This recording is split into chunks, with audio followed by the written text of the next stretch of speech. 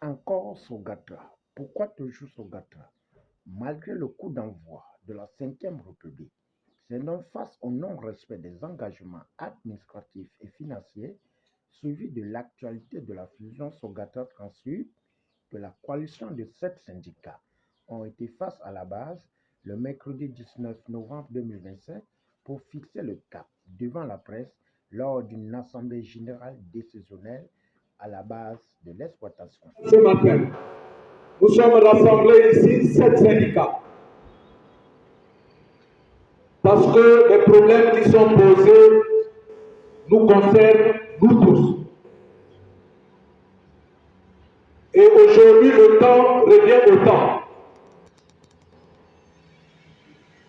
Le temps revient au temps parce que je ne serai pas long. Nous allons certainement décider ce matin, ensemble, au regard des problématiques qui ont été posées, non seulement à notre direction générale, mais également au ministère des Transports, de la marine marchande et de la logistique. L'entrée imminente, l'entrée en grève imminente du personnel de la Socatra au vu du refus de la direction générale. Sinon, en tant que réalisation de nos clauses consignées dans les procès-verbaux lors des négociations le 17 janvier 2025 et ce mois de novembre, nous avons également fait une réunion où la direction générale devait remettre à notre possession certains documents et payer également les revendications posées sur la gratuité. Malheureusement, à ce jour, rien n'est fait. Ben, le personnel a tout simplement lancé la grève, y compris également au point des salaires. Parce qu'à ce jour, nous sommes presque à 2 mois. Rien n'est payé. Donc, toutes ces questions ont conduit le personnel ce matin à se prononcer sur une grève illimitée. Le processus a démarré avant le voyage. Le voyage n'a rien à voir aux revendications posées par les travailleurs. Donc ici, il est question de répondre aux préoccupations, aux revendications posées par le personnel. Nous, on ne savait pas qu'il devait voyager. Donc la procédure a commencé bien avant. Maintenant, c'est le voyage. L'administration est continue. Donc, il ne voyage pas avec toute la direction générale et toute l'administration. Donc, nous pensons que, parce qu'il est en déplacement, que nous ne serons pas payés.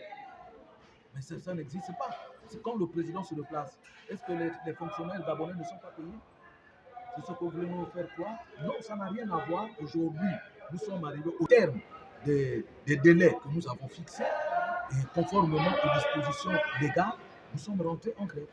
Nous, agents de la Sogatra, jusqu'à aujourd'hui, nous attendons le décret qui va être prononcé certainement pour nous édifier qu'il y a fusion. Jusqu'à aujourd'hui, nous avions seulement vu l'arrêté 0070 qui met en place le protocole ou le comité de pilotage pour la mise en place de la nouvelle entité. Mais jusqu'à aujourd'hui, on n'a pas encore vu le décret qui abroge ou qui supprime les deux entités. Donc nous attendons et nous sommes actifs, on est là. Mais le grand problème d'aujourd'hui, ce n'est pas la fusion. On peut fusionner et ça ne met pas en place les mécanismes, les moyens pour que la nouvelle entreprise puisse marcher. On fait quoi? Aujourd'hui, nous avons la gratuité. Vous voyez les bus qui sont garés là. Beaucoup de bus ne sont pas en panne, mais juste il nous manque un peu de sous pour les remettre en place pour travailler. Il y a des bus qui sont là, juste il manque de batterie, il manque de croix, de distribution de tracteurs. Mais pourquoi? Parce que depuis 2020, l'État a prononcé qu'il y avait la gratuité. Et que depuis là, l'État ne reverse plus le pont de la gratuité là. On fait comment pour payer le carburant? Les bus que vous garez là, vous voyez garer, d'autres n'ont même pas le carburant. Donc pour cela, nous sommes actifs. On attend, si le gouvernement décide qu'il y a la fusion, nous sommes là. Donc pour cela, nous attendons. Face aux enjeux, Madame Angéline Ndaka, épouse Goué, leader syndical, n'a pas hésité à donner son avis en invitant le numéro 1 du Gabon, Blaise Koté Oligui-Nguema, président de la République et chef du gouvernement, d'avoir un regard particulier à ces pères et mères de famille qui ont tant souffert. Monsieur Son Excellence, le chef de l'État, Blaise Koté Oligui-Nguema, le 30 août 2023, vous avez agi au nom du peuple et pour le peuple. Le 12 avril 2025, nous vous avons élevé au rang de président de la République. Monsieur le Président, Sogatra va entrer dans une énième grève à l'orée d'une fusion. Une fusion qui va accoucher d'une nouvelle entité, celle de la 5e République. Parce que là, ce sera un coup de maître de votre part. Vous allez commencer à écrire votre page. Mais Monsieur le Président, le peuple qui vous a élu, dont les agents de la Sogatra, regardez dans quelles conditions nous nous retrouvons. N'oubliez pas qu'à travers cette grève, c'est toute la population gabonaise qui prendra un impact. Parce que nous faisons un service public. Sogatra est dans le social. Nous transportons la population à moindre coût.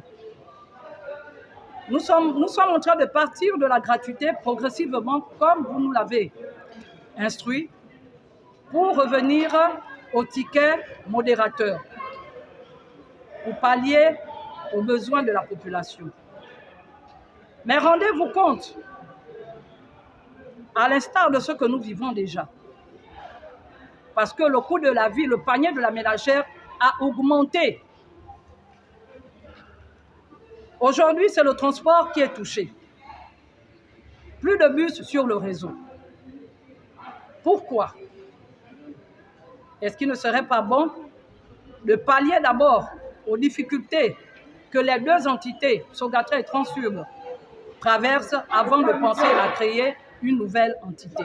Il est bon de savoir qu'après 2h15 d'Assemblée générale décisionnelle dans une ambiance bon enfant et échange interactif, les 7 syndicats de Sogatra ont décidé d'entrer en grève à compter du jeudi 20 novembre 2025 en paralysant le trafic routier et administratif jusqu'à satisfaction totale.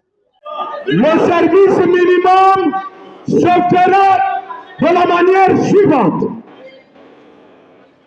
À compter de demain, 20, le travail commence à 8 h et se termine à 13 h. C'est ça ou c'est pas ça?